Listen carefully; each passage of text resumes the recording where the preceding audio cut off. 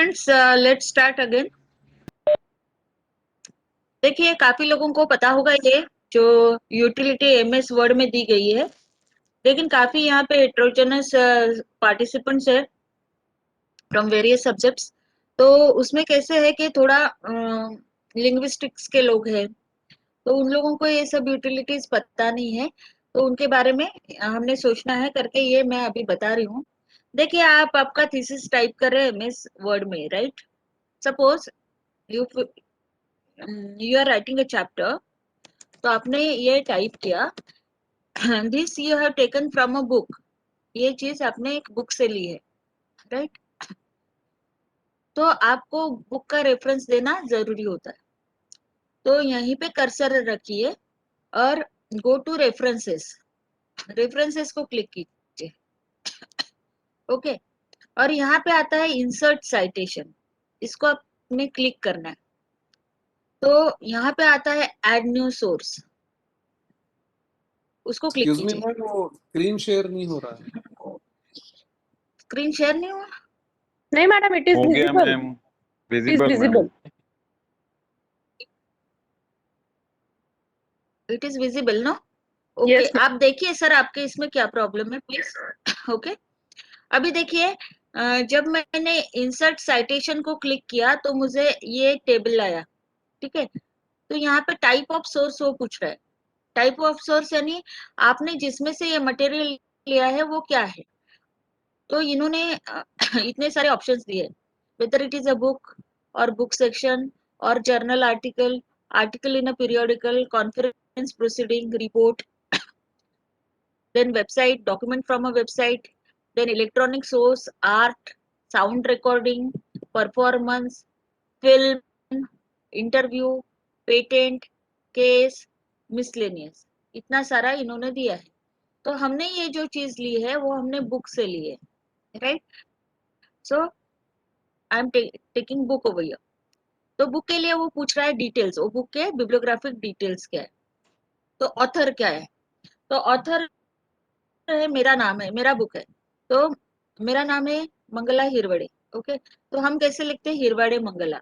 लेकिन वैसा लिखने की जरूरत नहीं है, आपको यहाँ पे फर्स्ट नेम से ही शुरुआत करना है, मंगला हिरवाड़े। आप अगर हिरवाड़े मंगला यहाँ पे डायरेक्ट दोगे तो वो मंगला को मेरा सरनेम ट्रीट करेगा, राइट? अगर वो बुक एनुअल रिपोर्ट है नागपुर यूनिवर्सिटी का, तो नेचुरली उसका ऑथर होगा Nagpur university. Just a second. तो उसका ऑथर होगा नागपुर यूनिवर्सिटी, तो उसमें वो कॉर्पोरेट ऑथर को आपको क्लिक करना है, यानी इंस्टीट्यूशन एज द ऑथर, ठीक है। अभी ये बुक का नाम है मेरा स्टाइल मैनुअल्स, ठीक है। मैंने यहाँ पे स्टाइल मैनुअल्स लिखा। फिर कब वो पब्लिश हुआ? वो पब्लिश हुआ 2011 में। कहाँ से पब्लिश हुआ है?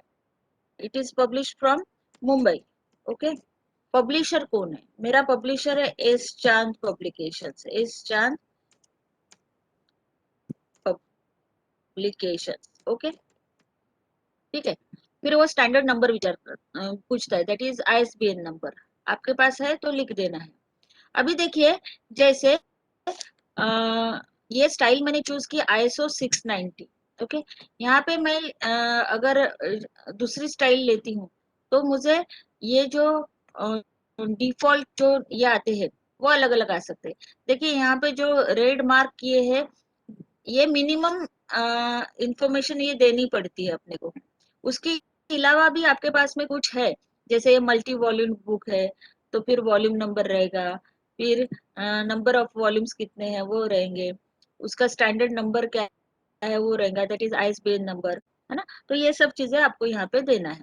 मैंने ओके किया, ओके। तो अभी देखिए, ये न्यूमेरिकल पैटर्न आ गया है, राइट? क्योंकि मैंने यहाँ पे आईएसओ 690 स्टाइल ली है, वो न्यूमेरिकल पैटर्न को फॉलो करती है। तो इसको कहते हैं शॉर्ट रेफरेंस, ठीक है। उसके बाद में हम आगे चलते हैं। जैसे मेरा चैप्टर शुरू है और ये चीज जो है, it is one of the definition, this is I have taken from a journal article, ठीक है। तो मैं फिर से यहाँ पे कर्सर रखूंगी। आई गो टू इंसर्ट साइटेशन। अभी देखिए, ये पहला उसमें आ गया है, यानी आप इसको सेव करके आप चले भी जाओगे बंद करके तो भी वो वहां पे रहेगा। Now it has become part and parcel article of that particular file, add new source. और यहाँ पे अभी मैं लेती हूँ जर्नल आर्टिकल, ठीक है। जर्नल आर्टिकल में मैंने लिया, सपोज मेरे पास में 4 ऑथर्स है जर्नल के लिए, ठीक है। अभी देखिए, प्राची, देसाई, अभी 2 ऑथर के बीच में सेमीकोलन ही आता है, that is the rule, comma नहीं आएगा, सेमीकोलन, ओके। फिर उसके बाद में मैं वहां पे दूसरा नाम देती हूँ रवि शर्मा, फिर सेमीकोलन। फिर तीसरा ऑथर का नाम देती हूँ पूजा Ghai, okay.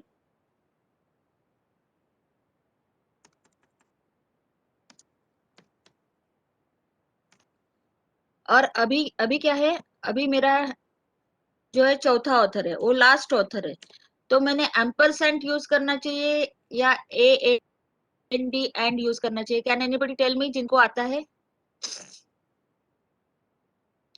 Yes friends, sign use करेंगे मैम। भी चौथा, हाँ क्या यूज करेंगे? साइन यूज करेंगे मैम। साइन कौन सा? एम्परसेंट? जी मैम। एम्परसेंट का साइन यूज करेंगे, हाँ जी मैम। ओके। और और कोई कुछ बोलता है? जिनको आता है ना, काफी लोगों ने कहा कि हमको आता है, ये पता है, वो लोग बोलेंगे अभी।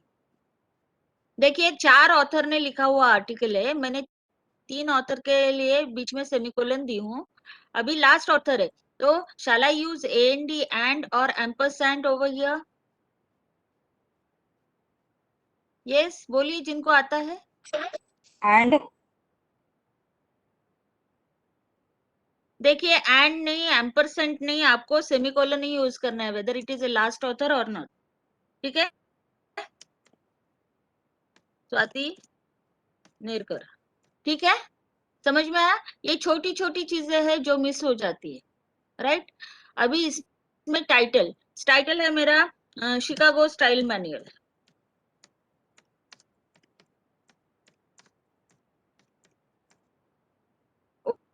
कहाँ से पब्लिश होता है, हुआ है ये जर्नल, कहाँ से, सिटी कहाँ से पब्लिश हुआ है? तो सिटी है ये दिल्ली, दिल्ली से पब्लिश हुआ है। ईयर क्या है? ईयर है 2020, ओके। पब्लिशर कौन है? ये जर्नल का पब्लिशर है DLA, Delhi library association, okay. Then कौन से वॉल्यूम में पब्लिश हुआ है? मेरे 4th वॉल्यूम में हुआ है, इशू नंबर 1 में हुआ है। आईएसएसएन है क्या?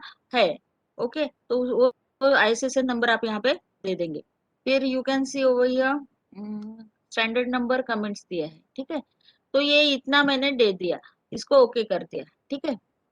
अभी देखिए, मैं यहाँ पे क्या करती हूँ, यहाँ पे आईएसओ 690 की जगह मैं एपीए 5th एडिशन कर देती हूँ। एपीए 5th एडिशन किया तो देखिए शॉर्ट में कैसे आ गया, हिरवड़े 2011, और यहाँ पे आ गया देसाई, शर्मा, घई एंड नेरकर 2020।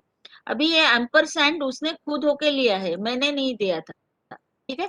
तो अगर आप देंगे तो ये कुछ तो भी डबल ट्रिपल हो जाएगा, राइट। इसलिए आपको ये सब चीजें जानना जरूरी है। अभी ये जो लिया है, ये मैंने नागपुर यूनिवर्सिटी के लाइब्रेरी वेब पेज से लिया है, ठीक है। तो मैं इंसर्ट साइटेशन करती हूँ, एड न्यू सोर्स करती हूँ, और यहाँ पे मैं लेती हूँ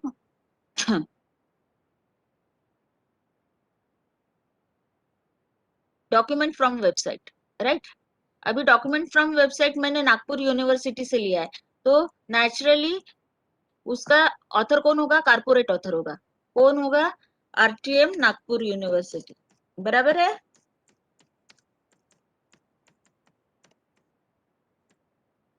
और name of the web page क्या है? वेब पेज का नाम है आरटीएमएनयू लाइब्रेरी, लाइब्रेरी के वेब पेज से वो डाटा ली हूं मैंने। उसके बाद में नेम ऑफ द वेबसाइट क्या होगा? आरटीएमएनयू। देन ईयर, वो कब क्रिएट किया गया, कभी कभी वो नीचे अपडेटेड ईयर रहता है, अगर वो अपडेटेड ईयर है तो ठीक है, नहीं है तो छोड़ दीजिए इसको। लेकिन आपने कब देखा वो तो आपको पता है ना, आपने कब देखा? आपने ईयर एक्सेस 2021 में देखा, मंथ एक्सेस्ड अप्रैल में देखा।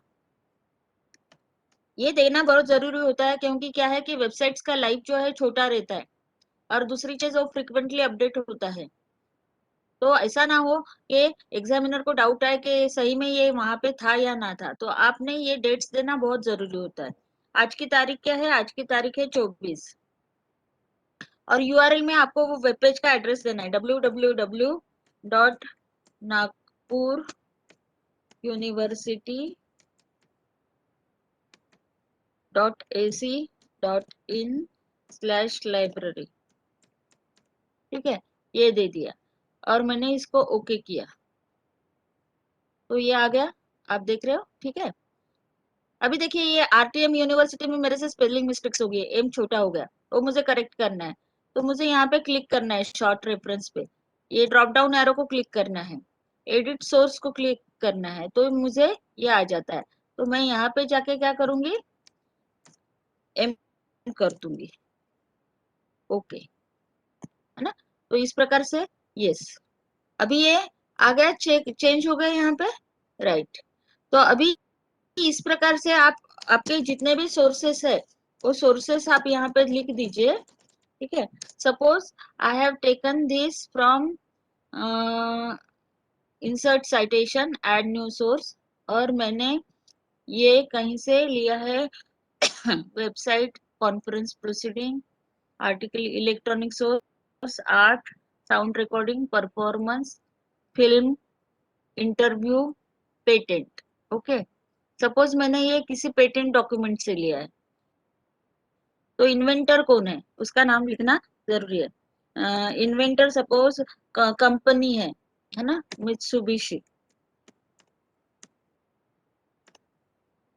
कौन से ईयर में वो पेटेंट ग्रांट हुआ है? वो हुआ है 2020 में। कौन से कंट्री का है? It is from India.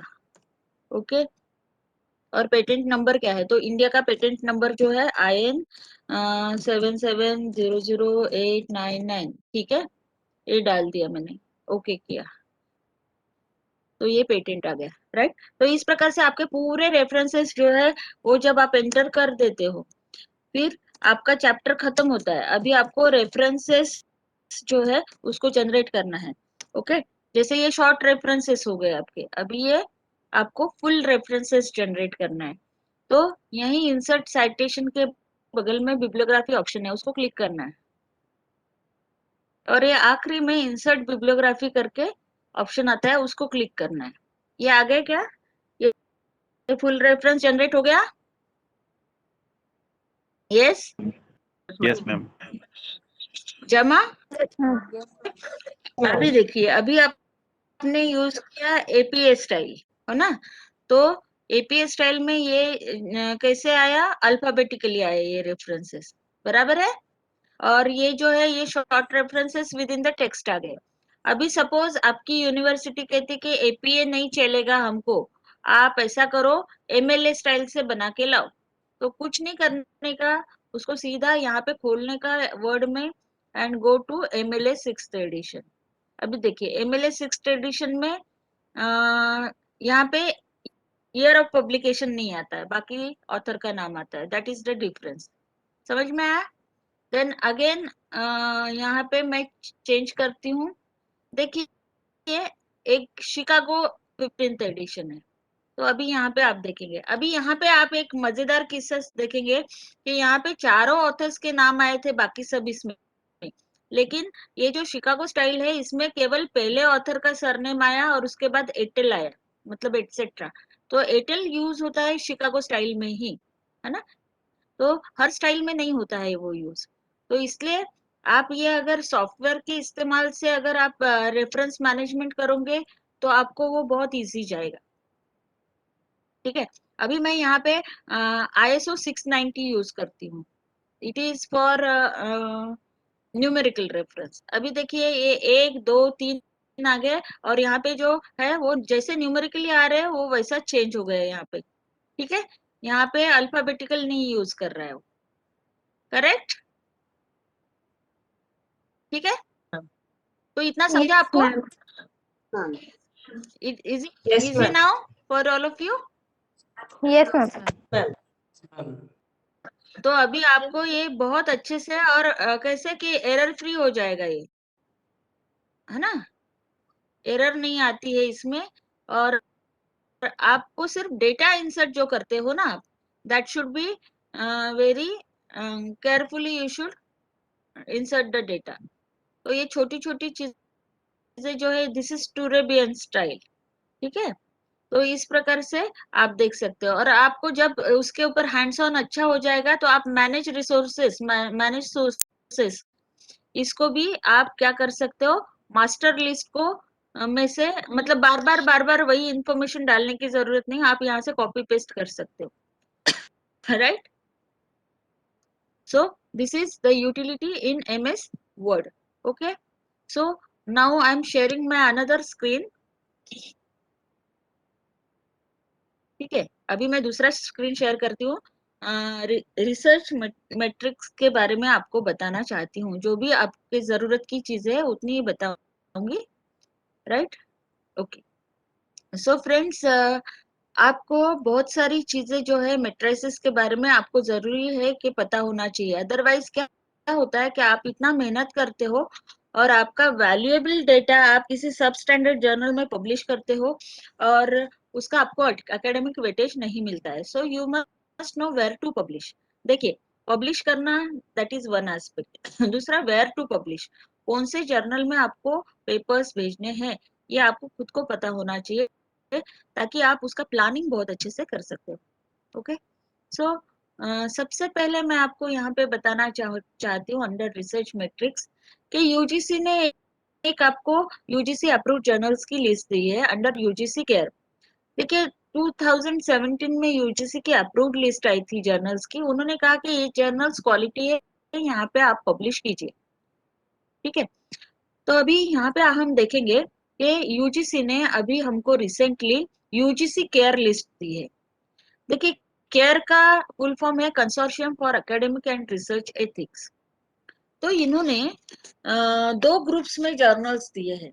Group A journal जो है, वो जर्नल में यूजीसी ने एक कमिटी बनाई है एक्सपर्ट्स की, अलग अलग सब्जेक्ट्स की। और उन्होंने क्या किया है कि उन्होंने जर्नल्स को चुना है based on the specific criteria.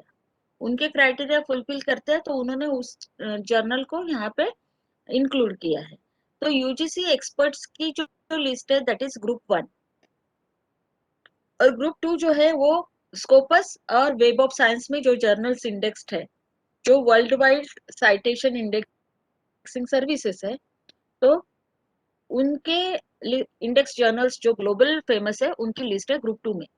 तो मेरा ऐसा कहना है कि before you select the journal for publishing your paper, आपको शुरुआत यहाँ से करना जरूरी है कि यूजीसी केयर लिस्ट में जो जर्नल्स है वहां पे पब्लिश करने की कोशिश कीजिए। जनरली मैं आपको एक चीज बताती हूँ, अपने यहाँ पे एक स्टैंडर्ड, मतलब एक प्रैक्टिस फॉलो की जाती है कि हाँ, अरे वो यूजीसी लिस्टेड जर्नल में ना दे रहा है, आप उसको दे दो, वो मांगेगा वो पैसा दे दो, आपका पेपर पब्लिश हो जाएगा, है ना।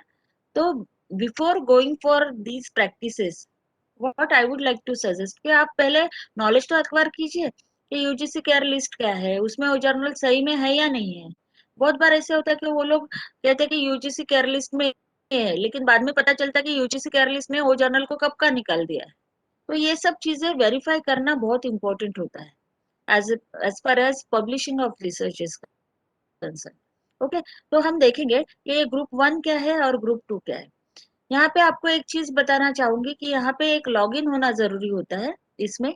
जब तक आप लॉगिन नहीं होंगे वो पोर्टल आपके लिए खुलता नहीं। That login is very, registration free of cost है, ठीक है। तो आप पहले इसमें रजिस्टर कर लीजिए, आपका ईमेल आईडी से आप लॉगिन कीजिए and then you can go to UGC care list. अभी देखिए, ये जो केयर लिस्ट है उसमें जो लिस्ट 1 है उसमें आप देखेंगे कि साइंस के 329 जर्नल्स, सोशल साइंस के इतने, आर्ट्स एंड ह्यूमैनिटीज के इतने, इंडियन लैंग्वेजेस के इतने जर्नल्स है। तो आप आपका पेपर पहले इन जर्नल्स में पब्लिश करना ट्राई कीजिए, ठीक है। जैसे आप यहाँ पे देखेंगे सोशल साइंस के 302 जर्नल्स है, इसकी ये लिस्ट आ गई और यहाँ से आपको उसके डिटेल्स पूरे मिल जाएंगे, राइट। उसके बाद में आप यहाँ पे देखेंगे कि लाइब्रेरी एंड इंफॉर्मेशन साइंस के 19 जर्नल्स है। तो मेरे स्टूडेंट्स को मैं बोलती you try to send your papers to this journals first. यहाँ पे आपका जो पेपर्स है वो पब्लिश होना जरूरी है टू स्टार्ट विथ। उसके बाद में ग्रुप 2, राइट। देखिए ये 19 जर्नल्स है, राइट। उसके बाद में आप यहाँ पे देखेंगे कि जो ग्रुप 2 है यूजीसी केयर लिस्ट का, उसमें वेब ऑफ साइंस और स्कोपस के जर्नल्स इंक्लूडेड है, राइट। अभी देखिए ये जो मेजरमेंट होता है, रिसर्च इम्पैक्ट मेजरमेंट, तो William Thomson and Lord kelvin इन्होंने सही में कहा है कि if you can measure that of which you speak and can express it by a number, you know something of your subject. But if you cannot measure it, your knowledge is meager and unsatisfactory. वो कहते हैं कि आप जो भी बोल रहे हो, आपका जो भी ऑथोरिटेटिवनेस है, उसका कुछ तो भी मेजरमेंट होना चाहिए कहीं तो भी उसको वैल्यू है, otherwise it is unsatisfactory. Okay, so always remember impact measurement is very important in case of your research. Okay, अभी रिसर्च इम्पैक्ट फैक्टर क्या है वो सब थियरी में मैं नहीं जाऊंगी, लेकिन जो आपको समझाना है उतने स्लाइड्स में आपको समझाऊंगी। अभी देखिए जो रिसर्च का इम्पैक्ट होता है, it can be measured in citation impact, मतलब कितने साइटेशंस आपके पेपर को मिले तो उससे आपका मेजर होता है। फिर इम्पैक्ट फैक्टर क्या है आपके जर्नल का जिसमें आपका पेपर छप के आया है। देन बुक इम्पैक्ट क्या है, रिसर्च इम्पैक्ट क्या है, और मेजरमेंट ऑफ एस्टीम्स क्या है। तो ये सब बंडल में उसको गिना जाता है। अभी मैं आपको काम की चीजें बताऊंगी। देखिए जो साइटेशन मेजर करते हैं, जैसे आपने एक पेपर जर्नल में पब्लिश किया, वो पेपर को कितने साइटेशंस मिले हैं, ये मेजर करने वाले कुछ डेटाबेसेस है। तो वो डेटाबेसेस में अगर आपको साइटेशंस मिल रहे हैं, that means your research is quality research. अभी ये डेटाबेसेस कौन से, तो सबसे पहला है स्कोपस, दूसरा है वेब ऑफ साइंस, तीसरा है गूगल स्कॉलर, और चौथा है इंडियन साइटेशन इंडेक्स। तो बीइंग रिसर्चर आपको ये 4 से ही वाकिफ होना है, बाकी सबको भूल जाओ। Okay, Scopus, web of science, Google scholar and Indian citation index, ये 4 आपको पता होना जरूरी है। अभी देखिए स्कोपस के बारे में पता करेंगे। जब आप स्कोपस गूगल में खोलते हो तो ये स्कोपस प्रीव्यू आता है आपको, और आपको यहाँ पे देखेंगे कि आपको ऑथर प्रोफाइल जो है फ्री मिलता है। जैसे ये उसका कंटेंट है। देखिए स्कोपस में 25,100 टाइटल्स को इंडेक्स किया जाता है, उसमें से 23,452 पीयर रिव्यू जर्नल्स है, उसमें से कुछ ओपन एक्सेस जर्नल्स भी है जो स्कोपस में इंडेक्स्ड है। देन 294 ट्रेड पब्लिकेशंस है, 852 बुक सीरीज है, एंड 9.8 मिलियन कॉन्फ्रेंस पेपर्स है फ्रॉम 1,20,000 वर्ल्ड वाइड इवेंट्स। इन सब चीजों को स्कोपस इंडेक्स करता है।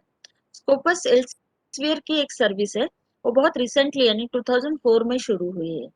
अगर मुझे मेरे कितने पेपर्स स्कोपस में इंडेक्स्ड है, जर्नल में पब्लिश्ड वो देखना है, तो मैं यहाँ पे हिरवड़े मंगला टाइप करती हूँ। जैसे ही मैं सर्च करती हूँ तो मुझे ये 2 नाम आते हैं, हिरवड़े मंगला अनिल एंड अनिल हिरवड़े मंगला। तो हिरवड़े मंगला अनिल के मेरे 9 पेपर्स है जो इंडेक्स्ड है, कहाँ पर, तो स्कोपस में, है ना। तो ये 9 पेपर्स कौन से मैं क्लिक करूंगी, तो ये मेरे 9 पेपर्स है जो पब्लिश हुए जर्नल्स में, तो वो मेरे स्कोपस में इंडेक्स्ड है। और देखिए जैसे इसको 1 साइटेशन मिला है, इसको 4 साइटेशन, इसको 5 साइटेशन, इसको 9 साइटेशन, तो these are the number of citations as per Scopus. Scopus के दूसरे जर्नल्स में इतने लोगों ने मेरे पेपर को साइट किया है। अभी आपको सब्जेक्ट वाइज स्कोपस के ये जर्नल्स देखने, तो आप यहाँ पे सब्जेक्ट एरिया में जाएंगे और यहाँ पे अपना सब्जेक्ट चूज करेंगे। जैसे कि आपका अगर फूड साइंस है तो आप यहाँ पे क्लिक करेंगे, लेकिन मेरा लाइब्रेरी साइंस है तो मैंने लाइब्रेरी साइंस को क्लिक किया। जैसे मैंने इसको क्लिक किया, ओके, तो लाइब्रेरी साइंस के इतने सारे जर्नल्स जो है स्कोपस में इंडेक्स है, 289 रिजल्ट्स मुझे आए। ठीक है, अभी ये साइट स्कोर है। साइट स्कोर का मतलब है impact factor according to Scopus, तो 8.81 है, 7.56 है। ओके, और फिर यहाँ पे वो दे रहा है कि 2018 में ये जर्नल को कितने साइटेशंस है, इसमें कितने पेपर्स पब्लिश हुए 3 साल में। ओके, तो ये सब डिटेल्स स्कोपस आपको फ्री ऑफ कॉस्ट ये साइट से दे रहा है। ठीक है, ये सब मैं दिखा रही हूँ, वो सब फ्री ऑफ कॉस्ट है। और सोर्स नॉर्मलाइज्ड इम्पैक्ट पर पेपर, ये भी एक क्राइटेरिया यूजीसी मांगता है आपके पब्लिकेशन के लिए। और स्कीमेगो जर्नल रैंकिंग, ये भी क्राइटेरिया यूजीसी आपको मांगता है नियर नैक टीम के लिए। ओके, तो ये चीजें भी आपको यहाँ से मिलती है स्कोपस से। It is based on these two measurements are based on Scopus database. अभी देखिए जैसे स्कोपस कैसे क्या ये साइट स्कोर निकालता है। Cite score it's just like impact factor according to Scopus, but they are not using the word impact factor. Cite score का मतलब है, जैसे आप यहाँ पे देखते हो 3 साल का, 2015-16, 16-17, ये 2 साल में 84 पेपर्स पब्लिश हुए। वो 84 पेपर्स को 635 साइटेशंस ये 2 साल में आए, 15-16, 16-17 में इतने साइटेशंस आए। ठीक है, total citations divided by total document suitable, ये अगर आप करोगे तो 7.56 आता है। 7.56 is the impact factor of that journal according to Scopus for the year 2018। मतलब इम्पैक्ट फैक्टर कैलकुलेट करने के लिए आपको पिछले 2 साल का डेटा लगता है। कौन सा डेटा लगता है? तो नंबर ऑफ पेपर्स पब्लिश्ड और नंबर ऑफ साइटेशंस उनको जो मिले हैं वो आने के बाद में ये साइटेशन काउंट जो है, साइट स्कोर, वो कैलकुलेट किया जाता है। हर साल ये जो इम्पैक्ट फैक्टर है वो वेरी होता है थोड़ा थोड़ा, क्योंकि उसके जो वेरिएबल्स है, जैसे total number of suitable items बदलते हैं 2 साल में, टोटल साइटेशंस बदलते हैं, तो ये इम्पैक्ट फैक्टर वेरी होते रहता है। वेब ऑफ साइंस जो है वो मैन्युअली पहले होता था, वो arts and humanities index, then science citation index, social science citation index, ये 3 सर्विसेज देता था। अभी कुछ साल पहले 20 साल हो रहे हैं, तो ये जो सर्विस है ये ऑनलाइन की गई थॉमसन एंड रूटर ने। पहले आईएसआई कंपनी जो थी तो वो इसको चलाती थी, Eugene Garfield is the founder of this. Okay, तो उनके बाद में ये थॉमसन एंड रूटर कंपनी ने ऑनलाइन किया है। वेब ऑफ साइंस जो है उसको अगर आप देखेंगे, इसका सब्सक्रिप्शन जो है हमारे यूनिवर्सिटी लाइब्रेरी में है। ओके, तो इसका इस प्रकार से आप सर्च कर सकते हो और उसमें से आप काफी जर्नल्स और मोस्ट साइटेड पेपर्स जो है वो आपके रिव्यू ऑफ लिटरेचर के लिए ले सकते हो। ठीक है, ये देखिए ये फिल्टर्स यहाँ पे दिए हुए, ये फिल्टर्स के हिसाब से you can go and search this particular web of science service. Okay, और ये जो वेब ऑफ साइंस है ये आपको आईएसआई इम्पैक्ट फैक्टर देता है। ISI impact factor is for journal. ठीक है, देखिए impact factor is always for journal, citation is for journal as well as the single author.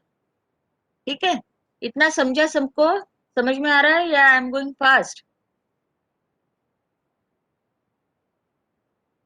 समझा मैडम। Yes, clear. समझा, क्लियर। ओके, अभी देखिए तीसरी सर्विस है गूगल स्कॉलर। देखिए गूगल एक कमर्शियल सर्च इंजिन है, लेकिन गूगल का एक हिस्सा जो है उसमें आपको स्कॉलरली मटेरियल मिलता है जिसका नाम है Google scholar. So always go and search in Google scholar, वहीं पे आपको एकेडमिक जो है वो सब चीजें एक जगह मिलेंगी। तो गूगल स्कॉलर की खासियत क्या है आप यहाँ पे देखेंगे। गूगल स्कॉलर में बहुत सारी यूटिलिटीज उन्होंने दिए हुए हैं। ठीक है, अभी देखिए जैसे गूगल स्कॉलर में आप सर्च करते हो तो आपको यहाँ पे ये एडिशनल मिलता है, गूगल में ये आपको नहीं मिलता है। जैसे गूगल स्कॉलर में मेरे इतने सारे पेपर्स है, तो ये पेपर को according to Google Scholar 27 citation है, मतलब 27 लोगों ने मेरे पेपर को यूज किया है। यहाँ पे 24 साइटेशन है, यहाँ पे 20 साइटेशन है, यहाँ पे 17 साइटेशन है। यानी काफी लोग मेरा पेपर जो है वो साइट कर रहे हैं उनके पेपर में, राइट। ये मुझे यहाँ से पता चलता है। इसको अगर मैं क्लिक करती हूँ तो वो 27 लोग कौन से है वो मुझे पता चलता है जिन्होंने मुझे साइट किया है, राइट। तो उससे मेरे को पता चलता है कि मेरे कितने कंट्री में साइट हो रहे है ना, और कितना मेरा ये है मेजरमेंट। इसके बाद में गूगल स्कॉलर जो है वो आपको माई साइटेशन सर्विस देता है। यहाँ पे आपको रजिस्टर होना पड़ता है पहले। ठीक है, मैंने रजिस्टर कर ली मेरे खुद को, और आप यहाँ पे देखेंगे कि मुझे एज पर गूगल स्कॉलर मेरे पेपर्स को 152 साइटेशंस मिले, 152 लोगों ने मुझे साइट किया मेरे पेपर्स को, जैसे रिस्पॉन्डिंग 827 है ना। तो according to Google Scholar my H index is 7, my I10 index is 6। I10 का मतलब है मेरे कितने पेपर्स 10 या 10 से ज्यादा बार साइट हुए हैं। तो मेरे 6 पेपर्स है जो 10 से ज्यादा बार साइट हुए हैं, इसलिए मेरा I10 इंडेक्स 6 हो गया, लेकिन मेरा H इंडेक्स 7 है। तो how this H index is calculated मैं आपको बताती हूँ।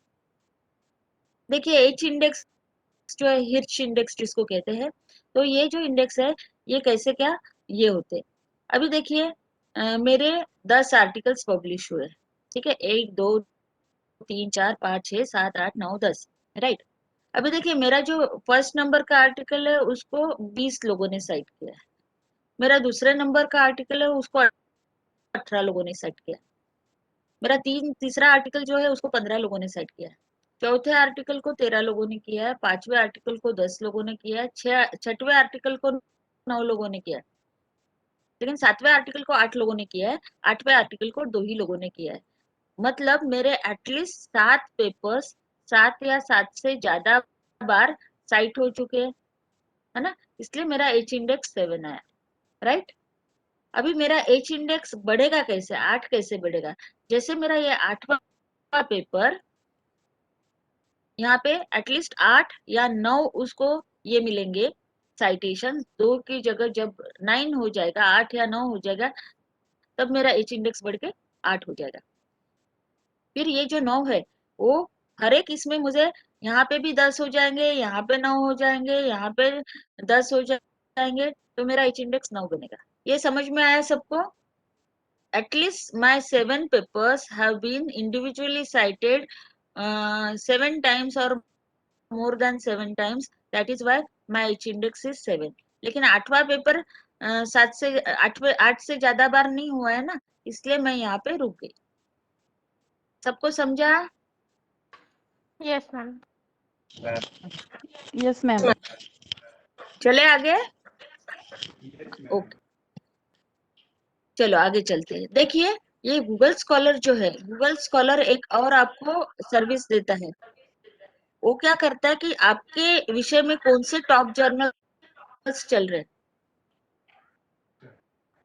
हेलो, आपके विषय में कौन से टॉप के जर्नल्स चल रहे हैं वो आपको बताता है, ठीक है। अभी देखिए यहाँ पे आपको कैटेगरीज आई, वो कैटेगरीज में मैंने सोशल साइंसेस को क्लिक किया, ठीक है, उसमें सब कैटेगरीज आई, ओके, ये सब कैटेगरी। सो सोशल साइंसेस में आप देखेंगे कि journal of business ethics number 1 पे चल रहा है, उसका H5 इंडेक्स 98 है। तो आपको टॉप मोस्ट के जर्नल्स मिलते हैं ताकि you can select the journal, right, okay. अभी थोड़ा आगे चलते हैं। जैसे सब कैटेगरीज में सोशल साइंसेस में मैंने देखा लाइब्रेरी एंड इंफॉर्मेशन साइंस है, मैंने उसको क्लिक किया, तो अभी मुझे पता चला कि अकॉर्डिंग टू गूगल स्कॉलर ये टॉप के जर्नल्स है। तो मैं जर्नल सिलेक्ट करते वक्त टॉप के जर्नल्स को सिलेक्ट करूंगी, उनको मेरा पेपर भेजने की कोशिश करूंगी, right. So that is one of the utility which is provided by Google scholar, okay. अभी हमने देखा वेब ऑफ साइंस देखा, हमने स्कोपस देखा, उसके बाद में हमने गूगल स्कॉलर देखा। अभी इंडिया की एक साइटेशन इंडेक्स है, this is a very new service, Indian citation index, वो इस प्रकार से है। और इंडिया से पब्लिश होने वाले तकरीबन 1300 जर्नल्स को ये इंडेक्स कर रही है अभी फिलहाल, और ये सब्सक्रिप्शन बेस्ड सर्विस है, लेकिन आप यूजर करके एक कुछ घंटों का एक गेस्ट एक्सेस ले सकते हो, राइट। तो ये देखिए यहाँ पे आप देख सकते हैं अलग अलग विषयों के इतने सारे जर्नल्स को ये इंडेक्स कर रहा है ना। तो ये इंडियन साइटेशन इंडेक्स सर्विस है, और लाइब्रेरी एंड इंफॉर्मेशन साइंस के 16 जर्नल्स को ये इंडेक्स कर रहा है। देन यू कैन सी यहाँ पे टॉक्सिकोलॉजी है, साइकोलॉजी है, देन फिजिक्स है, देन यू कैन सी आप यहाँ पे देखेंगे केमिस्ट्री है, एजुकेशन है, इंजीनियरिंग साइंस एंड टेक्नोलॉजी के 65 जर्नल्स को, इंडिया से पब्लिश होने वाले 65 जर्नल्स को ये इंडेक्स कर रहा है, है ना। तो धीरे धीरे ये 65 जर्नल्स का इम्पैक्ट फैक्टर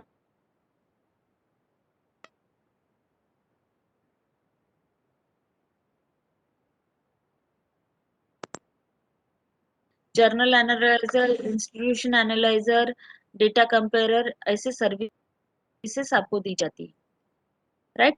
और इसमें जैसे क्या दिया जाता है, जैसे मैंने बिब्लियोमेट्रिक के कीवर्ड दिया तो इतने सारे आर्टिकल्स है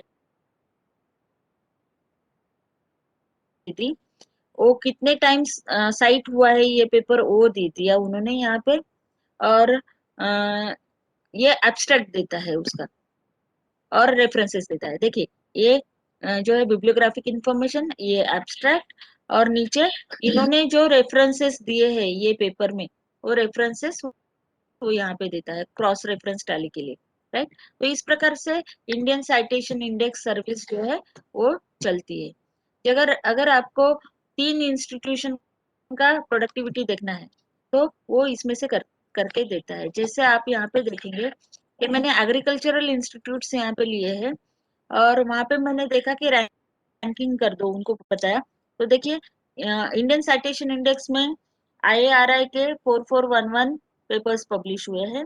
इंडियन वेटरनरी रिसर्च इंस्टीट्यूट के 2493 है। नेशनल डेयरी रिसर्च के 1688 है। तो इस प्रकार से रिसर्च प्रोडक्टिविटी भी आपको मिलती है हर एक इंस्टीट्यूशन के ईयर वाइज, ठीक है। तो इस प्रकार से बहुत सारी सुविधाएं जो है वो इंडियन साइटेशन इंडेक्स में दी गई है। ओके, सो ये सब सुविधाएं दी गई है, और ये मैं स्किप करती हूँ, इसको आपकी जरूरत नहीं, आपको इसकी जरूरत नहीं है, लेकिन इम्पैक्ट फैक्टर बहुत जरूरी है। देखिए फ्रेंड्स, मैं आपको एक चीज सिंपल बता दूं, आपको मिसगाइड करने वाले मेल्स आते हैं कि हमारे जर्नल का इम्पैक्ट फैक्टर 6.6 है, आप आपका पेपर हमारे पास भेजो। हम बोलते अरे बाप रे बहुत अच्छा इम्पैक्ट फैक्टर है, भेज देते। लेकिन नहीं, there are many bogus services are there. तो उससे आपको वाकिफ रहना बहुत जरूरी है, और अभी से आपको वो चीज समझ में आना चाहिए, इम्पैक्ट फैक्टर सर्विसेज। देखिए अभी तक, मतलब 2017 तक यूजीसी ने हर एक इम्पैक्ट फैक्टर सर्विस को रिस्पेक्ट दिया, और उसके करस्पॉन्डिंग मार्क्स जो है वो ऑथर्स को मिलते गए, ठीक है। जैसे इम्पैक्ट फैक्टर बढ़ते जाता है वैसे वैसे आपका जो सेल्फ अप्राइजल होता है उसके लिए आपको पब्लिकेशन के जो मार्क्स होते हैं वो बढ़ते जाते हैं। देखिए एक जर्नल होता है, जर्नल में पब्लिकेशन करना है आपको, तो सबसे पहले क्या देखना है, उसको ISSN नंबर है क्या। ISSN number means international standard serial number, मतलब वो गवर्नमेंट असाइन करती है just to keep the track कि कितने जर्नल्स अपनी कंट्री से पब्लिश हुए, राइट। लेकिन that is not actually the measure of quality, ठीक है। It is just for bibliographic control. दूसरा होता है whether the journal is peer reviewed और नॉट, मतलब आप लोगों को उसकी पॉलिसी देखना है। पीयर रिव्यूड जर्नल है तो उसी को भेजना है आपको। आपके गाइडलाइंस में क्लियरली लिखा है कि यूजीसी लिस्टेड और पीयर रिव्यूड जर्नल, उसी को में आपका पेपर पब्लिश होना चाहिए, अदरवाइज आपकी डिग्री वैलिड नहीं मानी जाएगी। ये चीज को पूरा दिमाग में बिठा लो, ठीक है। आपको उसकी पॉलिसी देखना है। देखिए पीयर रिव्यूड का मतलब क्या होता है, जैसे आपका पेपर आपने दे दिया, वो एडिटोरियल बोर्ड के पास में जाता है, एडिटोरियल बोर्ड उसको स्क्रूटिनी करता है, फिर देखता है कि उसको माइक्रो थीम कौन सा है। उनके पास में हर एक माइक्रो थीम के एक्सपर्ट्स का डेटाबेस रहता है, रिव्यूअर्स का। वो क्या करते हैं, आपका पेपर 2 रिव्यूअर्स के पास में भेजते हैं, फिर रिव्यूअर्स आपका पेपर क्रिटिकली एनालाइज करता है, और फिर उसमें मॉडिफिकेशंस देता है, ठीक है, या रिजेक्ट करता है। अगर वो मॉडिफिकेशंस देता है तो एडिटोरियल बोर्ड आपको पेपर वापस करती है और कहते हैं कि आप इसको मॉडिफाई करके दे दो। आपने एज पर सजेशंस मॉडिफाई करके दे दिया, तो रिव्यूअर्स के पास में उसको फिर से भेजा जाता है, उनका सेटिस्फैक्ट्री रिपोर्ट आने के बाद में ही वो एक्सेप्ट होता है फॉर पब्लिकेशन। तो ये पॉलिसी वो जर्नल फॉलो करती है या नहीं, तो ये आपको देखना बहुत जरूरी होता है। ऐसी पॉलिसी जो फॉलो करती है उसी जर्नल में आपका पेपर आना चाहिए, that will only be counted, otherwise it should be under publish under UGC approved list, जो मैंने आपको पहले बताया। ये दो चीजों को दिमाग में फिक्स कर लो, ठीक है। कोई भी जर्नल में 400 रुपए 500 रुपए देके पेपर पब्लिश करना नहीं, unless you check the authenticity of that particular journal. मैं सिंपल सी और ब्लंट भाषा में इसलिए बोल रही हूँ कि बच्चे यही गलतियां करते हैं, राइट। अभी ये जो पीयर रिव्यू प्रोसेस होता है वो दो प्रकार का होता है। एक ब्लाइंड पीयर रिव्यू, इसमें क्या होता है कि आपके पेपर में आपका जो क्रेडेंशियल है उसको निकाल दिया जाता है, only the subject content is send to the reviewers, ठीक है। मतलब आपके नाम का कोई भी वजन या इन्फ्लुएंस रिव्यूअर्स के ऊपर नहीं पड़ना चाहिए, that is blind peer review. और एक डबल ब्लाइंड पीयर रिव्यू होता है जिसमें आपका खुद का आइडेंटिटी पूरा इंफॉर्मेशन निकाल जाता है, only subject content is send to the reviewers, लेकिन दो रिव्यूअर्स होते हैं उनको भी पता नहीं होता कि उनके पास में आपका पेपर एक आया है, तो उनका भी कम्युनिकेशन आपस में नहीं होता, तो उनके अनबायस्ड रिपोर्ट्स जो है वो आपको मिलते हैं, राइट। तो ये पॉलिसी वो जर्नल फॉलो कर रहा है या नहीं करना है, इसका स्ट्रिक्ट वॉच आपको रखना है, राइट। अभी देखिए इम्पैक्ट फैक्टर सर्विसेज का मैंने जैसे आपको कहा कि अगर 2009 का सेल नाम के जर्नल का मुझे इम्पैक्ट फैक्टर कैलकुलेट करना है तो मुझे 2007 और 2008 का डेटा लगेगा। कौन सा डेटा लगेगा, आप यहाँ पे देख सकते हो कि number of items published in Cell journal in 2008 and 2007। 2008 में सेल में 343 पेपर्स पब्लिश हुए, 2007 में 366 है, टोटल साइटेबल आइटम्स हो गए 709। ये 709 को 2008 में 9533 साइटेशंस मिले, 2007 में 12554 मिले, टोटल साइटेशंस हो गए 22087। 22087 divided by 709, that becomes 31.52, that is actually the impact factor of Cell journal for the year 2009। इस प्रकार से इम्पैक्ट फैक्टर कैलकुलेट किया जाता है हर जर्नल का, ठीक है। अभी देखिए there are so many impact factor service providers like IIFS, international impact factor services, international services for impact factor and indexing, universal impact factor, UIF। अपने महाराष्ट्र में UIF काफी सारे जर्नल्स को है। Then impact factor services for international journals, then index Copernicus, NAAS, then global impact factor, Cosmos impact factor के भी काफी journals Maharashtra से पब्लिश होते हैं। लेकिन अकॉर्डिंग टू न्यू डायरेक्शंस, जो अभी 7th पे का जो डायरेक्शन आया है यूजीसी का, ये सबको कैंसिल कर दिया गया है यूजीसी ने, इनके इम्पैक्ट फैक्टर का आपको कोई भी वेटेज नहीं मिलेगा। सिर्फ स्कोपस और web of science, that is ISI impact factor, ये दो इम्पैक्ट फैक्टर ही इसके बाद में कैलकुलेट किए जाएंगे। ये पूरे इम्पैक्ट फैक्टर कोई भी कैलकुलेट नहीं किया जाएगा आपको मार्क्स देते वक्त, ये चीज को दिमाग में फिक्स कर दीजिए। देखिए ये है the page for international impact factor services, this is international services for impact factor and indexing, ISI, UIF, then IFSIJ, then you can see this is index Copernicus। Index Copernicus ये impact factor नहीं देता, उसका IC value देता है, index Copernicus value 5 point something, okay. और इनके ऊपर blame है कि ये पैसे लेके इंडेक्स करते हैं जर्नल्स को, ठीक है। This is index Copernicus. Then NAAS, ये एग्रीकल्चर साइंसेस के लिए है, वो हमें देखने की जरूरत नहीं है। देन ग्लोबल इम्पैक्ट फैक्टर, ठीक है। उसके बाद में आप देखेंगे यहाँ पे GIF, global impact, this is Cosmos, ये कॉस्मोस में इंडेक्स जर्नल्स है, ठीक है। अभी एक GIF है, that is general impact factor, एक है SJIF, that is scientific journal impact factor. देखिए एक स्कॉलरली ओपन एक्सेस ब्लॉग था और उन्होंने एक मुहिम छेड़ी थी बोगस इम्पैक्ट फैक्टर कंपनीज को ट्रेस करने की। देखिए look out for bogus impact factor companies, उन्होंने कहा कि ये जो ओपन एक्सेस पब्लिशर्स जो है अभी ये मार्केट बन गया है, okay, and there are so many predatory publishers and predatory journals, जिससे हर रिसर्चर को बच के रहना चाहिए, ओके। अभी उन्होंने कुछ बोगस इम्पैक्ट फैक्टर सर्विसेज को लोकेट किया था, जैसे global institute for scientific information, journal impact factor. अभी देखिए वो कहते हैं this bogus organisation is an obvious appropriation of the former institute for scientific information, ISI, जो यूजिन गारफील्ड ने शुरू किया था, फिर थॉमसन एंड रूटर ने लिया, which no longer exist, its journal impact factor was taken over by Thomson and Reuters. I think this operation is based in India, but they provide no location information on their website and their domain name information is blocked. है ना? तो ये जो है ये bogus information services है जो जिससे आपको बच के रहना है.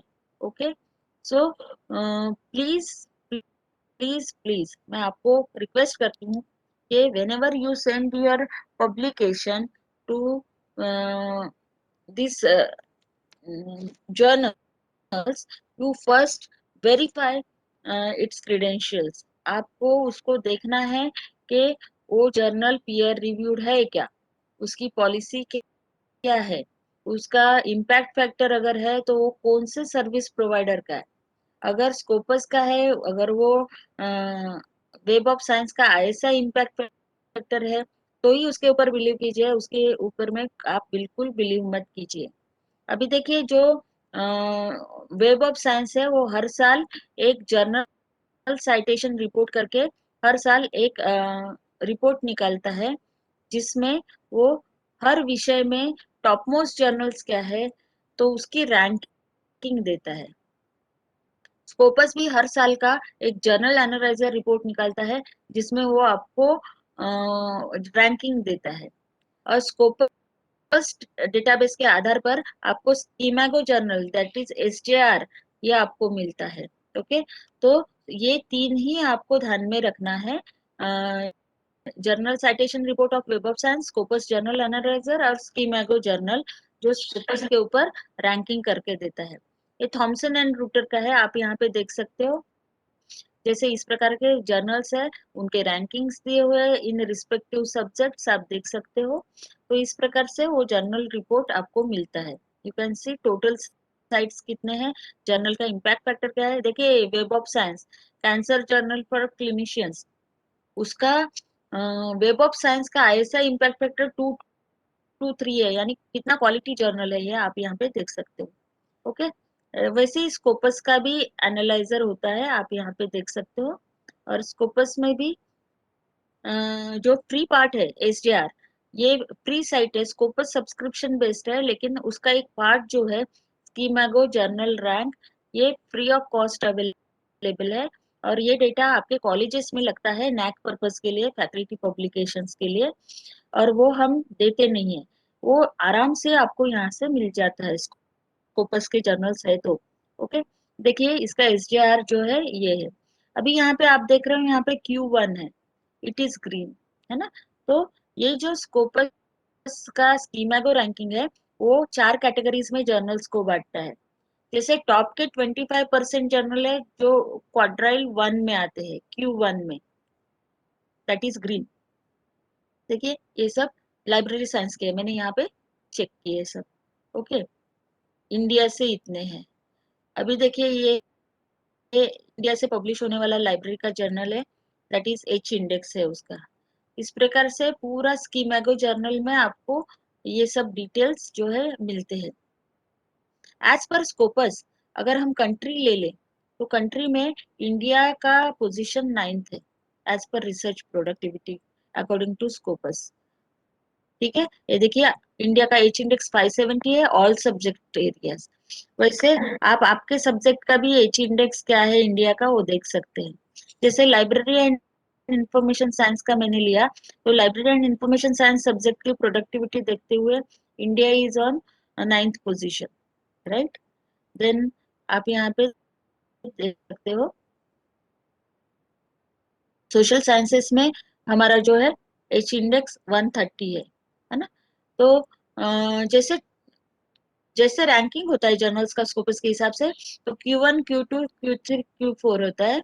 Q1 में टॉप 25 जर्नल्स होते हैं, Q2 में 25 to 50% में जो जर्नल्स आते हैं वो होते हैं, Q3 में 50 to 75% जर्नल्स, और Q4 जो है वो 75 to 100% जर्नल्स. ऐसे 4 क्वाड्राइल वो में वो मेंटेन करता है, राइट.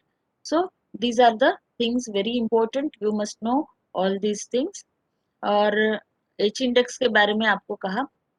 अभी कुछ अल्टरनेटिव इंडेक्सेस भी होते हैं. जैसे H इंडेक्स में कैसे है, आपके पेपर्स लिखने का नंबर बढ़ते जाना है और साइटेशंस बढ़ते जाना है तो H इंडेक्स बढ़ेगा.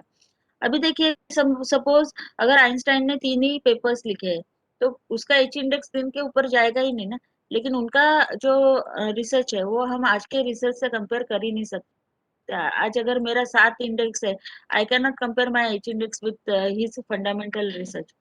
तो कुछ अल्टरनेट इंडाइसेस जैसे दिए है, जी इंडेक्स है, यूनिवर्सल एच इंडेक्स है, ये सब दिए है। और मैं आपको एक और चीज बता दूं कि आपका रिसर्च अगर स्ट्रांग है तो, और आप पेपर्स पब्लिश करते हो तो आप आपका एक रिसर्चर प्रोफाइल बना सकते हो। जैसे विद्वान में आप ये कर सकते हो, विद्वान डेटाबेस मैंने आपको पहले इसमें कहा इन्फ्लुमिनेट बनाती है। देन थॉमसन एंड रूटर का रिसर्चर आईडी आप बना सकते हो। माई स्कॉलर, माई साइटेशन, गूगल स्कॉलर का जो है उसमें रजिस्ट्रेशन कर सकते हो। स्कोपस के ऑथर आइडेंटिफायर में कर सकते हो और ऑर्किड में कर सकते हो। राइट, दिस इज विद्वान। ओके, एक्सपर्ट डेटाबेस आप देख सकते हो। जगदीश अरोरा जी का मैंने नाम लिया था, तो यहाँ पे आप देख सकते हो। Then he is university librarian of SGB, she is my colleague Shalini. Then Scopus में भी आप ऑथर आइडेंटिफायर कर सकते हो, जैसे हिरवाड़े मंगला मैंने जैसे दिया है ना। Then researcher ID in Web of Science आप खुद का क्रिएट कर सकते हो, और ये आईडीज आप आपके जो बायोडाटा है उसमें दे सकते हो। ये आईडीज से आपका पूरा रिसर्च जो है वो एक्सपर्ट्स के पास में चला जाता है। तो आपका जो वेटेज है रिसर्च का, आप एक एस्टेब्लिश्ड रिसर्चर जैसे है, तो वो आप खुद के प्रोफाइल्स बना के हर एक चीज में डाल के रख सकते हो। Now I am coming to ultimate tricks. देखिए अभी जमाना बदल रहा है। देखिए आप क्लासरूम से बाहर आए हो, आप वर्चुअल क्लासरूम्स में हो। तो ड्यू टू दिस पेंडेमिक हम लोगों ने ये सब चीजें समझ ली है, जान ली है, and we are using all this technologies nowadays. तो उसके लिए अल्ट मैट्रिक्स का मतलब क्या है, ये it is alternate matrix. Okay, तो आप देख सकते हो यहाँ पे कि एक डॉक्टरल स्टूडेंट है जेसन प्रीम, उसने ये अल्ट मैट्रिक्स को कॉइन किया है इन 2010। ओके, ये जो सोशल वेब है तो उसके ऊपर में जो भी आपके पब्लिकेशंस है तो उसका मैट्रिक्स कैसे ये करना, तो that is the solution, that is altmetrics. जैसे सोशल मीडिया प्लेटफॉर्म्स है, ट्विटर है, फेसबुक है, गूगल प्लस है, ब्लॉग्स है, Mendeley site, one site like है, पबपियर है, पबलॉन्स है, विकिपीडिया, यूट्यूब। तो ये सब चीजें अभी हमारी जिंदगी का पार्ट एंड पार्सल बन गए हैं। तो इनके आर्टिकल लेवल मैट्रिक्स कैसे यूज करना। सो अल्टीमेट्रिक जो है वो Twitter, Facebook, Google, policy documents, mainstream media, blogs, Mendeley, CiteULike, PubPeer, Publons, Reddit, Wikipedia, then Stack Exchange, question answer sites, then YouTube, यहाँ से डेटा कलेक्ट करता है। और वो कैसे क्वेश्चंस का आंसर देता है, how many times was it downloaded, who is reading my work on Mendeley bookmarking sites, etc. Was it covered by any news agencies? Are other researchers commenting on it? How many times it is shared? Facebook, Twitter पे. Then which countries uh, are looking at my research? तो इस प्रकार के questions जो है वो आपको अल्टमेट्रिक्स देता है। तो अल्टमेट्रिक्स के कुछ टूल्स है, जैसे एक वेबसाइट है altmetric.com, then ourresearch.org, PlumX, then ReaderMeter, क्लॉस आर्टिकल लेवल, देन पब्लिश और पेरिश है, ओपन सोर्स सॉफ्टवेयर है, then ScienceCard, PaperCritic, Crowdometer, ये सब टूल्स है अल्टमेट्रिक्स देने के। So we are slowly shifting to altmetrics. Okay, this is the altmetrics site। और यहाँ पे देखेंगे आप रिसर्चर्स के लिए अगर जाएंगे तो पॉलिसी डॉक्यूमेंट्स में वो ट्रैक रेफरेंसेस जो यूज करते हैं उसको ये करता है। Mainstream media, then online reference managers को इस्तेमाल करता है, Wikipedia, open syllabus project, then you can see blogs, इसमें से जो साइटेशंस, इवन पेटेंट के साइटेशंस जो होता है उसको भी वो सर्च करता है। देन फेसबुक, ट्विटर, ये सबसे डेटा वो लेता है और आपको आपका मेट्रिक देता है। देखिए this is our projects. Then this is PlumX. देखिए प्लमेक्स में जैसे साइटेशंस मेजर करता है, citation indexes, then patent citation, clinical citations, then उसका usage, that is clicks, how many clicks, how many downloads, how many views, how many video plays. Then captures में bookmarks, code, फूड forks, favourites, है ना। Then mentions में blog post, comments, reviews, Wikipedia references, news media. Then social media में how many shares, how many likes, how many comments, how many tweets. तो ये सब चीजें अभी बदलते जा रही है। Then ReaderMeter is there, then article level metrics is there, then PLOS है। जैसे प्लॉस में मैंने कोविड-19 दिया, तो कोविड-19 में आप देख सकते हो यहाँ पे आर्टिकल्स आए कुछ, ओके। जैसे ये कुछ आर्टिकल्स आए, हम आगे देखेंगे। देखिए प्लॉस में से व्यूज इतने हुए, पीडीएफ डाउनलोड्स इतने हुए, एक्सएमएल डाउनलोड्स इतने हुए, टोटल यूसेज, और ट्विटर पे 14 साइटेशंस है इसको, है ना। तो इस प्रकार से पब्लिश और पेरिश ये ओपन सोर्स सॉफ्टवेयर है, इसमें भी आप ट्राई कर सकते हैं। Then ScienceCard is there, PaperCritic is there, Crowdometer is there. So friends, these are all measurement sites, okay. तो आपको कुछ चीजें जो है इसमें से इसी लेवल पे पता होना बहुत जरूरी है, इसलिए मैंने आपको ये सब चीजें बताई। एंड आई होप कि आप आपका जो वैल्यूएबल रिसर्च का डेटा है वो यहाँ वहाँ गलत जगह पब्लिश नहीं करेंगे। You will select appropriate journal to publish your research publications, okay. So that is my suggestion and I hope you all have enjoyed the session और आपको काफी सारी नई चीजें पता चली होंगी, I hope so. So all the best, we will meet tomorrow. Thank you. My God, Thank you, ma'am. Thank you very much. Ma'am Any questions? If there are questions, it will be my pleasure to answer. मुझे एक question पूछना था. If you have any queries, Yes, ma'am. I want to ask one question. yes, sure. Madam, आपने जो बताया कि हम Chicago style में लिखते हैं ETL और APA में नहीं लिखते हैं, तो अगर हमने APA स्टाइल पूरे इसमें रेफरेंस के लिए यूज किया है, तो हम शिकागो स्टाइल बीच में डाल सकते हैं क्या ETL करके, या एक ही स्टाइल हमें करना पड़ेगा? नहीं, stick to anyone. Actually क्या होता है, हमारे जो नागपुर यूनिवर्सिटी है ना, उन्होंने कोई ऐसा स्टिक टू नहीं दिया कि एपीए स्टाइल ही यूज करो या कोई भी। So you can use any one style through out your thesis. लेकिन बाकी यूनिवर्सिटीज जैसे ICMOU है, तो उन्होंने उनके गाइडलाइंस में ही दिया है कि स्टूडेंट्स ने हार्वर्ड स्टाइल ही यूज करना चाहिए, राइट। तो ऐसे आपकी यूनिवर्सिटी के स्पेसिफिक डायरेक्शंस ना हो तो स्टिक टू एनी वन। ये जनरली क्या हम लोग करते हैं कि हर विषय में जो स्टाइल मैनुअल जर्नल्स यूज करते हैं, जैसे देखिए सोशल साइंसेस में अगर आप देखेंगे, साइंसेस में देखेंगे तो एपीए एमएलए ज्यादा चलता है, राइट। इंजीनियरिंग एंड टेक्नोलॉजी में IEEE ज्यादा चलता है। तो आप इस प्रकार से स्टाइल मैनुअल सिलेक्ट कीजिए कि आगे चल के आपको जर्नल को भेजना है तो ज्यादा कुछ उसमें करेक्शंस करने की जरूरत ना हो, राइट। Thank you ma'am. समझ में आया आपको मैं क्या बोल रही हूँ? Yes ma'am. Yes. Yes, and thank you madam.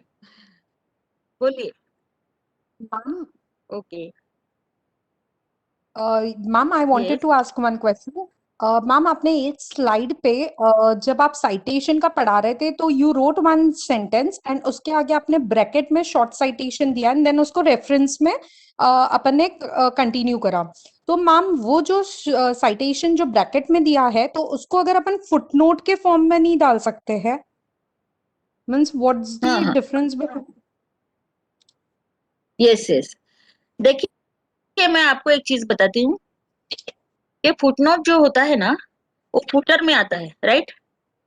Yes ma'am. आप एक चीज को ध्यान में, हेडर रहता है, फुटर रहता है, तो फुटनोट जो होता है वो हमेशा फुटर में चला जाता है। तो होता ऐसे है कि फुटर में वो कब यूज होता है, व्हेन यू राइट बुक्स में आपको इतने सारे रेफरेंसेस लिखने की जरूरत नहीं होती है। लेकिन थीसिस जो होता है ना, तो थीसिस में क्या है, आपको प्लेजरिज्म चेक करना पड़ता है। तो प्लेजरिज्म चेक करना पड़ता है, तो आप एकदम ऑनेस्टली आपने जो भी यूज किया ईच एंड एवरी साइटेशन देने की कोशिश करते हो। तो कभी कभी क्या होता है कि when you give the citations in footer region, तो कभी कभी आधा पेज वो खा लेता है फुटर में, इतने सारे रेफरेंसेस आ जाते हैं। फिर कभी कभी मैटर पिछले पेज पे चला जाता है और रेफरेंस अगले फुटर में आता है, तो वो मैनेज करने के लिए बहुत कम्बरसम हो जाता है। So generally in thesis we don't use footers. We give the references at the end of the chapter. That is the most convenient method. Okay. You And got ma'am, my if point we now? are using footnotes, then it won't be wrong now. It won't be wrong, but it will not be मतलब ease नहीं रहेगा आपको उसमें। उसमें आपको errors बहुत आएंगी और आपका जो मैटर है दूसरे पेज पे चला जाएगा और पहले पेज पे फुटर में उसका रेफरेंस आ जाएगा। उसको मैनेज करना आपको टिल एंड बहुत ही टीडियस हो जाएगा। Okay. तो So the आप purpose is हाँ same, बस footnotes का यही एक लूपहोल हो जाता है कि वो आधा मीन्स मैक्सिमम प्लेस ले लेता है, इसलिए we are using citations. Yes, और उसमें गलतियां बहुत होने की कोशिश मतलब पॉसिबिलिटीज होती है, Okay. Okay. And ma'am, I wanted to ask one more question. गलतियां जैसे बहुत होती है उसमें when you use footers. okay. And ma'am I also wanted to ask कि जैसे कि बहुत से बार ऐसा हुआ है that I took the material but I forgot to write the to mark the play time when I visited that website. So now what can I do for that, since I have okay, completed almost my one chapter and I did not mention the dates of its assessment? So what solution can be there you for you that? you you you do one thing. Yeah, you do one thing. You cross verify whether today it is available or not. Okay. And ma'am, if it is Hello? not available, Okay. Then एक simple सी चीज है कि drop it, पहली चीज। दूसरी चीज okay, थोड़ा सा मैनिपुलेट करो। आपको अगर कुछ वो मंथ याद आ रहा है कि हमने 1 साल पहले देखा था वगैरह वगैरह, बट okay, जो है गुड हैबिट्स जो है ना, वो जैसे कि मैंने okay, आपको कहा तब के तब करना, वो काम करना बहुत जरूरी होता है सिस्टमेटिक डेटा कलेक्शन के लिए, ऑफ लिटरेचर के लिए। मैं आपको एक चीज बता दूं क्या, पहले ये सब चीजें नहीं थी, लेकिन now everything is computerised. In that case ये सॉफ्टवेयर जो होते हैं ना, वो बहुत जल्दी हर चीज को पकड़ लेते हैं, है ना। तो पहले कहाँ था ये वर्ड प्लेजारिज्म एंड ऑल कहाँ था? एक आध दो रेयर केसेस होते थे, but now every day we hear about plagiarism issues. Tomorrow also I am going to tell you about plagiarism issues, and then I will try to give you that also okay, on Urkund, how Urkund checks your thesis. So it becomes very tedious actually. और क्या होता है, ये सब चीजों के कारण ना, आप जितना कम लिखो उतना ज्यादा अच्छा है आज की तारीख में। मैंने आपको कहा ना, इवन यूजीसी के recommendation, the latest 2019 public notice जो यूजीसी ने दिया है, इसमें उन्होंने कहा है कि ज्यादा मत लिखो, आपका to the point to the business लिखो। What are your objectives, what are your hypothesis, prove your objectives, prove your hypothesis with the help of data, give the interpretation and खत्म करो उसको। Don't write too many things. okay. और ma'am literature review जब very आपने specific. सबसे पहली slide आपने show करी थी डोंट्स की, तो मैम वो नहीं समझा डोंट्स में क्या था। मीन्स वो आपने बहुत सारे ऑथर्स के नाम लिखे थे और डोंट्स ऊपर का ये हेडिंग था था, डोंट। देखिए, हाँ, डोंट का मतलब ये था कि जैसे उन्होंने क्या किया कि 3 ऑथर के 3 पेपर लिए, और पहले ऑथर का एब्स्ट्रैक्ट जैसे उसने दिया था वैसा के वैसे उठाया, कॉपी करके लगा दिया। दूसरे का उठाया, कॉपी करके लगा दिया। तीसरे का उठाया, कॉपी करके लगा दिया। वो 3 में क्या संबंध है? कोऑर्डिनेशन कुछ है क्या? उसका डिस्कशन कहीं नहीं है। Just you have taken author's abstract and copied and pasted. That is not review of literature. ओ, मैं थर्ड पर्सन पढ़ रही हूँ उसको, तो मेरे को ऐसे लगता है हाँ एक टुकड़ा खत्म हो गया, हाँ अभी दूसरा टुकड़ा खत्म हो गया, अभी तीसरा टुकड़ा खत्म हो गया। ऐसे सिर्फ कॉपी और पेस्ट करके रखने के लिए आपको रिव्यू ऑफ लिटरेचर नहीं कहा जाता ना। उसमें आपका काम क्या है? You got we my should thing? Make it in our own words. Yes ma'am, yes. Yeah, discussion होना जरूरी है उसमें कि what you have learn from that particular paper, okay what you okay have interpreted from that particular paper. Author ने abstract दिया है, उसको mechanically you are just copying and pasting, that is not review of literature actually. Okay ma'am Comparison in between two papers, that is required. Okay ma'am thank you. Yeah. Ma'am, I have a question here. Ma'am, Yes, ma'am. Yes. I had a question. May I ask? Yeah, Meghna. Ma'am I wanted to know, अभी आपने जैसा बताया कि नए guidelines के हिसाब से UGC wants the research thesis to be very concise and precise. So in this case जैसा आपने पहले ये भी बोला कि लिटरेचर रिव्यू में हमने 200 के आसपास या व्हाटएवर जो हमारा सब्जेक्ट है उसके हिसाब से हमने पेपर्स और मटेरियल को हमने डिस्कस करना चाहिए. तो आपके हिसाब से ideal length of literature review क्या होना चाहिए? It depends upon your topic. Yeah, but still. देखिए रिव्यू ऑफ लिटरेचर का मेन गोल क्या है? सबसे पहला मैंने आपको कहा, to identify the gaps. Right. आपने टॉपिक चूज करते वक्त ये गैप्स जो है वो कितने आइडेंटिफाई किए, इसके ऊपर में आपका रिव्यू ऑफ लिटरेचर रहता है. अगर आपने परफेक्ट गैप जो है वो ढूंढ के निकाली है तो आपको रिलेटेड सब्जेक्ट में आर्टिकल्स कम ही मिलेंगे ना. इन दैट केस आपको 35-40 भी मिल सकते हैं. राइट. देखिए मैं आपको एक चीज बताती हूँ, बहुत सारे रेफरेंसेस को रिव्यू करना दैट डज नॉट मीन के this is ideal review of literature.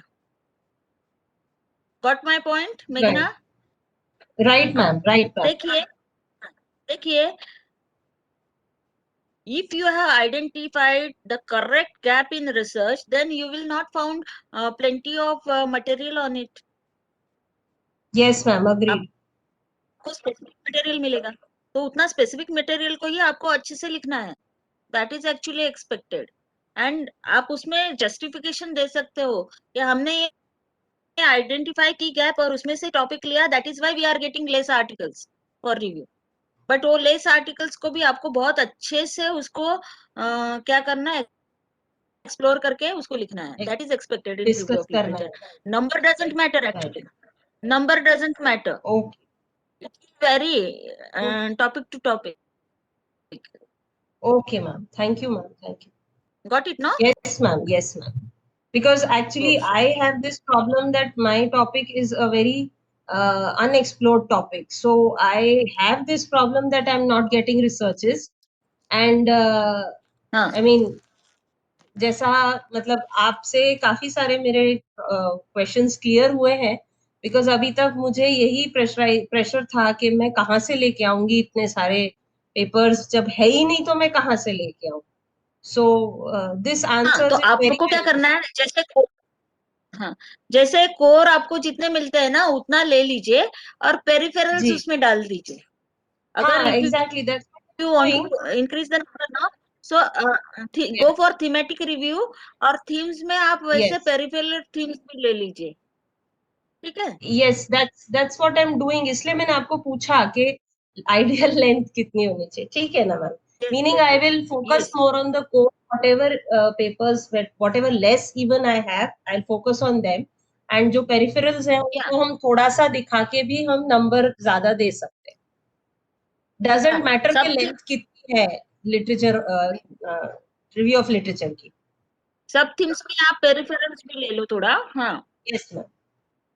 Okay, thank you so much ma'am. Thank you. Okay okay. Hello ma'am. Hello. Yes Wankhede sir, बोलिए.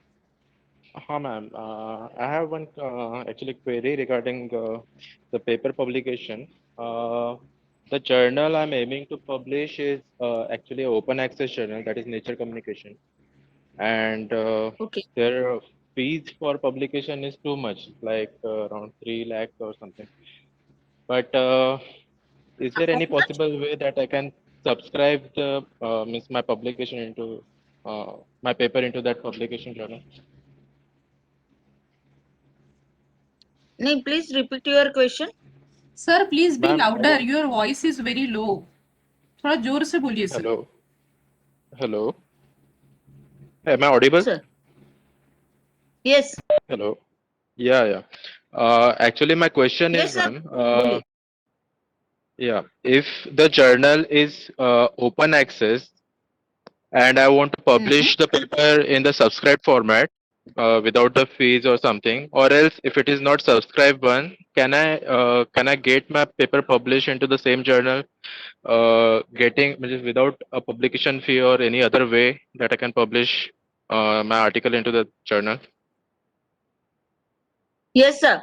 See, if you are going for open access journals now, so if you are consulting that DOAJ site, I told you DOAJ today, right? You go to Yes, that ma'am. site Yes, ma'am. and you see there is one option given that is subscription. Means article processing charges कितने journals demand कर रहे हैं और कितने journals नहीं कर रहे हैं. तो जो नहीं कर रहे हैं उनको आप prefer कीजिए then. In that case, if you don't want to go for article processing charge, no, then there are some open access journals which are not taking money for publishing your paper. You can select those journals in initial Yes, ma'am. phases. There But are in so many criteria, journals that they are not having article processing fees. yes, ma'am. But so many good journals are actually having that issue about means article publication No, fee, sir, like not Nature one. all, sir, not all. Yes, ma'am. Subscription But based journals जो है ना, sir, हाँ. Subscription based journals जो है ना, तो उसमें article processing fees बहुत कम जर्नल्स में रहती है. Right, ma'am. Go for subscription I based heard journals. about the fees waiver system is also there, ma'am. So is there any way that I can apply for any government scheme Yes. or anything that will waiver the fees of Yes. subscription? That is why I told you one slide in my presentation was there. That is National Science Policy of India. Yes, ma'am. They are working on that. Okay. Even you, Hello, if ma'am. you go for fellowships or something else, no, sponsorships and all. Yes, ma'am. So the provisions Actually- they are providing there. Yes.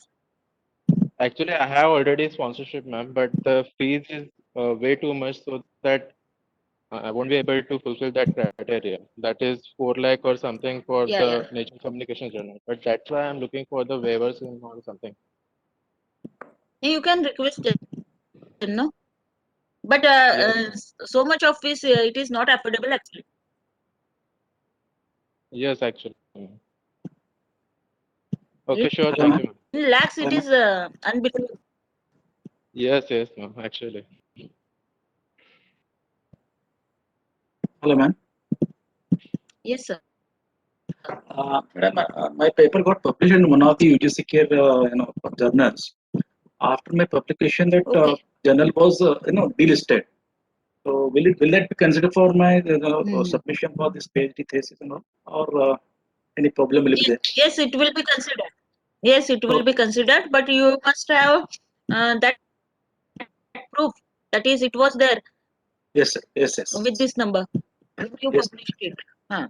Yes. Yes, you will get the benefit of it. Yeah. Thank you. Yes, sir.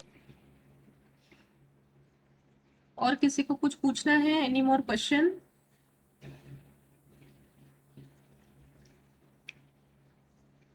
Okay, ma'am. So thank you so much, madam, for today's sessions and wonderful explanation with demonstration session also. So, madam, tomorrow we will continue with these topics, that is of IPR and plagiarism. Yes, ma'am? Yes, sir. Okay, Yes. ma'am. Ma'am, tomorrow also session will be at- Preeti. Yes, ma'am.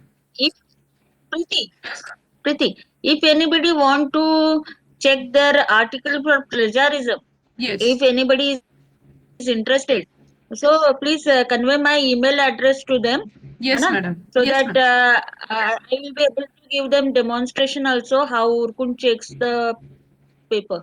Okay, madam, in this pre-PhD group, I will send your mail ID. If anybody needs that, then they Yeah. can use. Okay. Yeah. Yes. Yes. Online मी त्यांना demonstration दाखवून दिली. ठीक आहे ma'am. पूर्ण thesis जरी नसेल झालं पण एखादा चॅप्टर ते पाठवू शकतात. थिसिस नकोच, चॅप्टरही नको, एखादा पेपर त्यांचा ओके ओके. पेपर फ्रेंड्स, आप में से किसी को अपने पेपर, पेपर का प्लेगैरिज्म चेक करना होगा, पार्टिसिपेंट्स, तो मैडम का मेल आईडी मैं आपसे शेयर कर रही हूँ. मतलब कल मैडम उसी का आपको एक डेमोन्स्ट्रेशन बता सकते हैं आपके ही पेपर का. तो आपका अगर इंटरेस्ट होगा तो आप अपना एक आधा पेपर मैडम के मेल पे सेंड करिए. मतलब मैडम उसका कल आपको डेमोन्स्ट्रेशन बताएंगे प्लेगैरिज्म कैसे चेक किया जाता है. Fine. Okay. Only in English madam. हाँ, इंग्लिश लँग्वेज मध्ये आणि वर्ड मध्ये. Okay. Friends, language should be English and in Word format you have to submit. Microsoft Word format. Is it okay, ma'am? है वो चलेगा या अनपब्लिश्ड चाहिए? Publish दीजिए ना. ओके. पब्लिश दीजिए. ठीक है. Okay madam. मॅडम उद्या 2 वाजता. Yes yes. ठीक है. Okay. Thank you so much madam. Yes. Okay. Thank you. Thank you. Friends, आता मी मीटिंग बंद करते हैं. शर्मा मैडम 5 मिनट में मीटिंग स्टार्ट करेंगे. तो आप लोग जैसे ये मीटिंग एंड होती है फिर से आप सेम लिंक पे क्लिक करिए. अभी स्टैटिस्टिक के कुछ एमसीक्यूज डिस्कस करने बाकी है तो वो पार्ट अभी अपन आधे घंटे में कवर करेंगे. Got it? Now I am ending the meeting and with in 2 to 3 minutes again rejoin the same. Okay. Okay. Yes.